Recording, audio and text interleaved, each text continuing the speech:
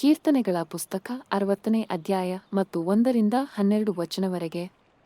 ಓ ದೇವರೇ, ಕೋಪಿಸಿಕೊಂಡು ನಮ್ಮನ್ನು ತಳ್ಳಿ ಚದರಿಸಿಬಿಟ್ಟಿದ್ದಿ, ಮತ್ತೆ ನಮ್ಮ ಕಡೆಗೆ ತಿರುಗಿಕೋ. ಭೂಮಿಯನ್ನು ನಡುಗಿಸಿ ಸೀಳಿಬಿಟ್ಟಿದ್ದಿ, ಅದರ ಬಿರುಕುಗಳನ್ನು ಸರಿಮಾಡು, ಅದು ಕದಲುತ್ತದೆ. ನಿನ್ನ ಜನರಿಗೆ ಕಠಿಣವಾದವುಗಳನ್ನು ನೀನು ತೋರಿಸಿದ್ದಿ, ವಿಸ್ಮಯದ ದ್ರಾಕ್ಷಾರಸವನ್ನು ನಮಗೆ ಕುಡಿಸಿದ್ದಿ. ಸತ್ಯದ ನಿಮಿತ್ತ ಧ್ವಜವು ಎತ್ತಲ್ಪಡುವಂತೆ ನಿನಗೆ ಭಯಪಡುವವರಿಗೆ ನೀನು ಅದನ್ನು ಕೊಟ್ಟಿದ್ದಿ. ಸೆಲಾ. ನಿನ್ನ ಪ್ರಿಯರು ಬಿಡುಗಡೆಯಾಗುವಂತೆ ನನ್ನ ಪ್ರಾರ್ಥನೆಯನ್ನು ಕೇಳಿ ನಿನ್ನ ಬಲಗೈಯಿಂದ ರಕ್ಷಿಸು. ದೇವರು ತನ್ನ ಪರಿಶುದ್ಧತ್ವದಿಂದ ನುಡಿದಿದ್ದಾನೆ, ನಾನು ಉತ್ಸಾಹಪಡುವೆನು, ಶೆಕೆಮನ್ನು ವಿಭಾಗಿಸುವೆನು, ಸುಕ್ಕೋತಿನ ತಗ್ಗನ್ನು ಅಳೆಯುವೆನು.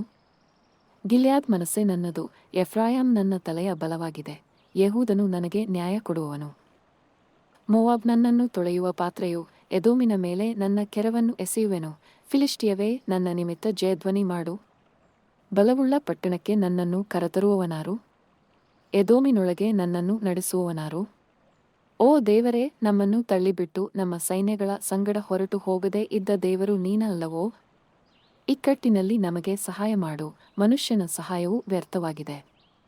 ದೇವರಿಂದ ಪರಾಕ್ರಮ ಕಾರ್ಯಗಳನ್ನು ಮಾಡುವೆವು, ಆತನೇ ನಮ್ಮ ವೈರಿಗಳನ್ನು ತುಳಿದು ಬಿಡುವನು. ಕೀರ್ತನೆಗಳ ಪುಸ್ತಕ 60ನೇ ಅಧ್ಯಾಯ ಮತ್ತು 1-12 ವಚನವರೆಗೆ. ನೀವು ಕರ್ತನಾದ ಯೇಸು ಕ್ರಿಸ್ತನ ಪ್ರೀತಿಯನ್ನು ಸವಿಯಲು ಬಯಸಿದರೆ ದೇವರೊಂದಿಗೆ ಸಮಾಧಾನ ಮಾಡಿಕೊಳ್ಳಿರಿ ಎಂದು ಕ್ರಿಸ್ತನ ಪರವಾಗಿ ನಾವು ನಿಮ್ಮನ್ನು ಬೇಡಿಕೊಳ್ಳುತ್ತೇವೆಯಾ?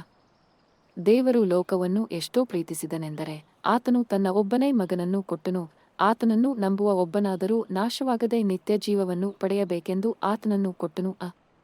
ಮೆಸ್ಸಿಯನು ಬಾಧೆಯನ್ನು ಅನುಭವಿಸಿ 3ನೆಯ ದಿನದಲ್ಲಿ ಸತ್ತವರೊಳಗಿಂದ ಎದ್ದು ಬರುವನು ಮತ್ತು ಪಾಪಗಳ ಕ್ಷಮೆಗಾಗಿ ಪಶ್ಚಾತ್ತಾಪವನ್ನು ಎಲ್ಲ ಜನಾಂಗಗಳಿಗೆ ಆತನ ಹೆಸರಿನಲ್ಲಿ ಸಾರಲಾಗುವುದು. ಇಂದು ನೀವು ಆತನ ಧ್ವನಿಯನ್ನು ಕೇಳಿದರೆ ನಿಮ್ಮ ಹೃದಯಗಳನ್ನು ಕಠಿಣಗೊಳಿಸಬೇಡಿಯ. ಈಗ ಸ್ವೀಕಾರಾರ್ಹ ಸಮಯ, ಈಗ ರಕ್ಷಣೆಯ ದಿನ. ಸ್ವಾಮಿಗಳೇ, ನಾನು ರಕ್ಷಣೆ ಹೊಂದಲು ಏನು ಮಾಡಬೇಕು? ಕರ್ತನಾದ ಯೇಸು ಕ್ರಿಸ್ತನಲ್ಲಿ ನಂಬಿಕೆ ಇಡಿ, ಆಗ ನೀವು ಮತ್ತು ನಿಮ್ಮ ಮನೆಯವರು ರಕ್ಷಣೆ ಹೊಂದುವಿರಿ. ಯೇಸುವೇ ಕರ್ತನೆಂದು ಬಾಯಿಂದ ಒಪ್ಪಿಕೊಂಡು ದೇವರು ಆತನನ್ನು ಸತ್ತವರೊಳಗಿಂದ ಎಬ್ಬಿಸಿದನೆಂದು ನಿಮ್ಮ ಹೃದಯದಲ್ಲಿ ನಂಬಿದರೆ ರಕ್ಷಣೆ ಹೊಂದುವಿರಿ.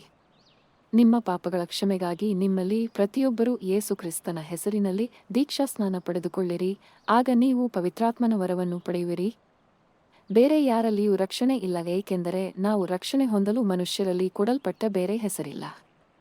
ದೇವರು ಒಬ್ಬನೇ, ದೇವರು ಮತ್ತು ಮನುಷ್ಯರ ನಡುವೆ ಮಧ್ಯವರ್ತಿ ಒಬ್ಬನೇ, ಆತನು ಮನುಷ್ಯನಾದ ಕ್ರಿಸ್ತ ಯೇಸು.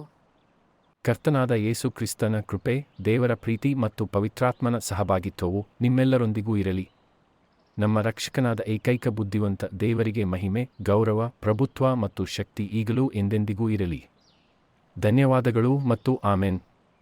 ಅಗಾಪಾವೋ. ಪ್ರತಿಧ್ವನಿಗಳು. ಮಿತಿಗಳನ್ನು ಮೀರಿದ ಸಾಕ್ಷ್ಯಗಳು.